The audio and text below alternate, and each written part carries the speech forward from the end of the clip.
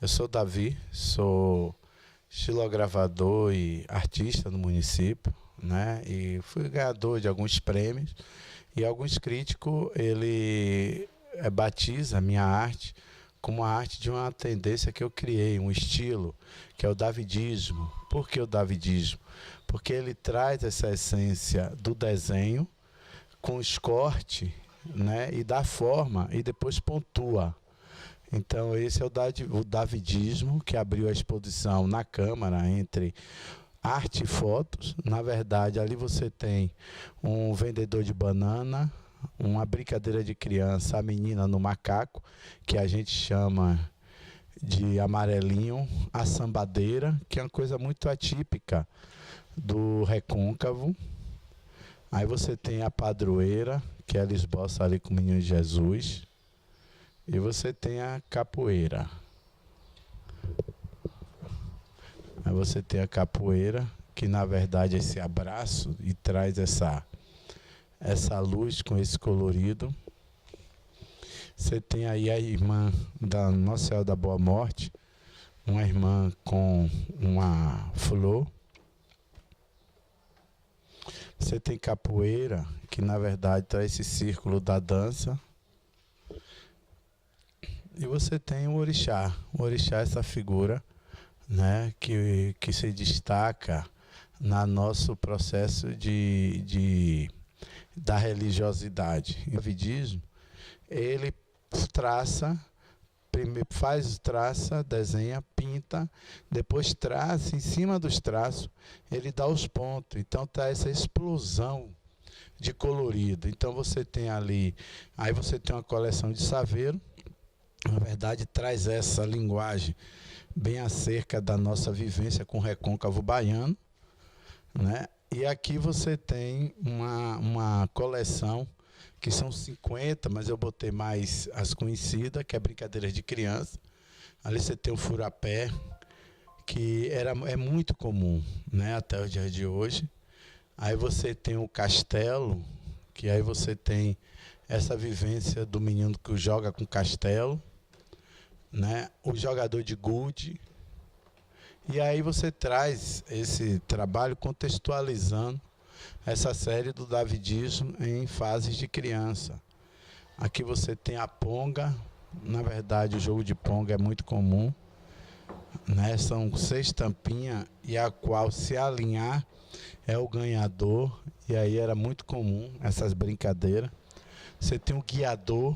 O guiador é um cabo de vassoura com um ferrinho e aonde ele guia as rodas, né? Isso era uma brincadeira de infância, que até os dias de hoje. E aí você tem o cortador, que é de castelo ou uma lata grande, e aí você dá o laço e depois sai rodando. Então são fases de brincadeira de criança que gera uma fase na cidade de Cachoeira e principalmente no recôncavo baiano. Eu, Davi Rodrigues Casais, nasci em Cachoeira em 23 de outubro de 1968.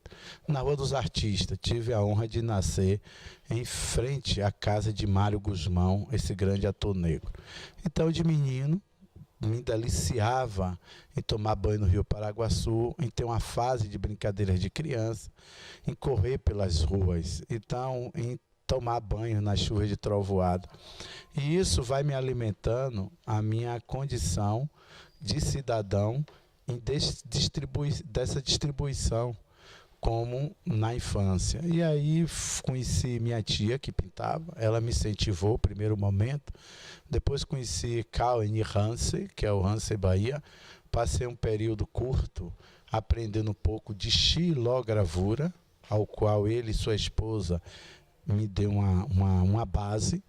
E depois conheci a artista plástica Noelice Costa Pinto, que é onde tomei um curso e aí me ajudou bastantemente para essa minha formação de arte.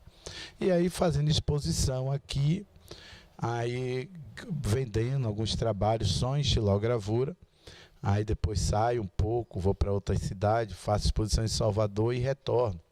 E aí conheci um amigo francês, jornalista, e que ele gostava muito do meu trabalho de gravura.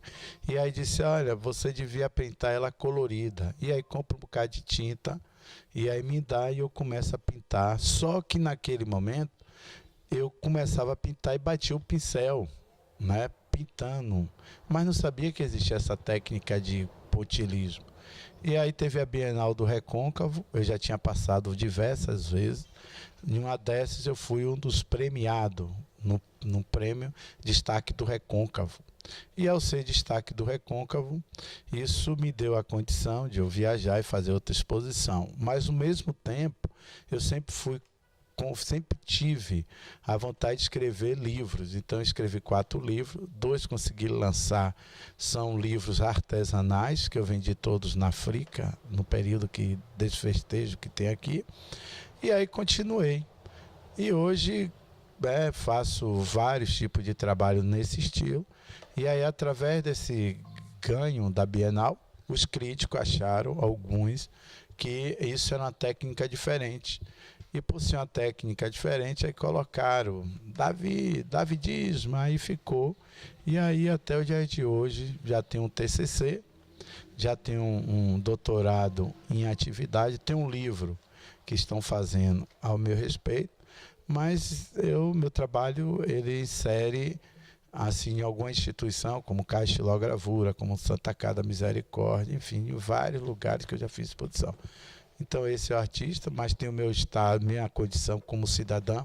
Fui presidente da Lira, hoje sou vice-presidente da Lira Siciliana, sou diretor do Memorial da Santa Casa, sou membro da Cidadã, sou diretor do Conselho de Segurança do município, fui diretor do jornal Correio do Recôncavo, fui cronista do jornal O Guarani, fui coordenador da Atitude Quilombola aqui no município.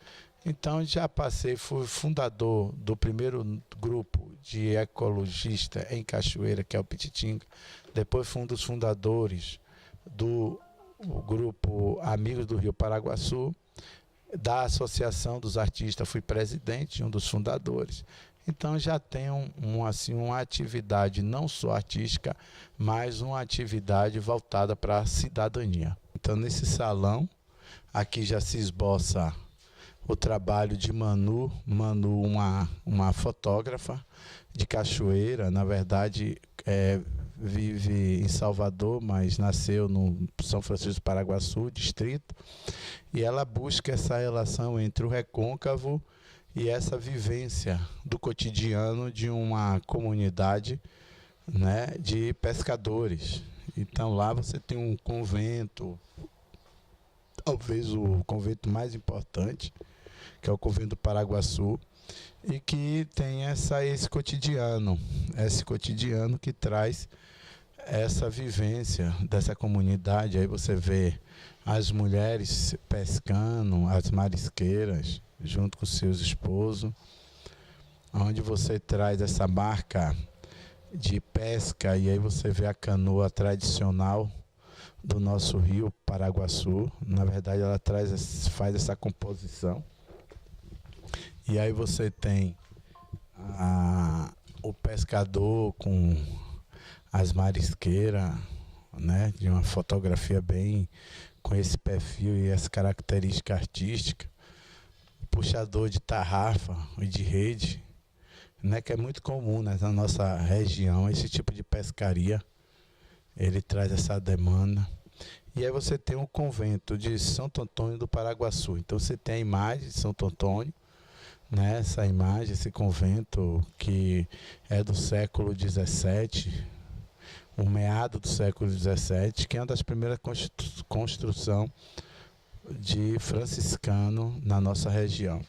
E aí você tem um convento, ele tem essas características barroca. Aí você vê o barroco misturado com essa grande construção, o porto. Então dá para ver o poderio na época da concentração dos engenhos que eram em torno desse convento.